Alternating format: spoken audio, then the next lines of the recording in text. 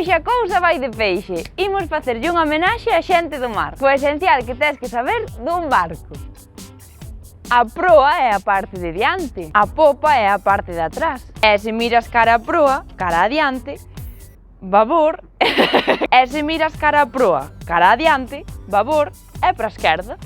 E chámase tamén couce ou couso. Estribor é cara a dereita e tamén se chama arca.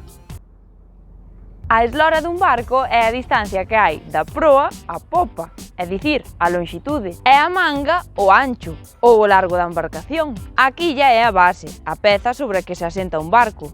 E o casco é o corpo, toda a estrutura sen contar a maquinaria, os mastros e esas cousas. Os cabos son as cordas. As estachas son cabos pero máis gordos. E as amarras, os cabos que serven para aparcar os barcos nos portos. Os cabos arríanse, sóltanse, por exemplo, para desatracar, que é o contrario de atracar, achegarse a un porto e amarrarse a él. Fondear é fixar a posición dun barco utilizando unha áncora ou varias. Os barcos o que fan é virar cando se move o temón, e cando veñen ondas ou vagas grandes, toca capear o temporal. E si, ás veces os barcos quedan á deriva, ao garete, á valga, sen goberno. E mesmo chegan a fundirse, a naufragar, ou encallan, embarrancan ou varan cando baten contra as rochas ou a area. E logo din que o peixe e o marisco andan caros. Moito lle temos que agradecer a xente do mar, digo eu.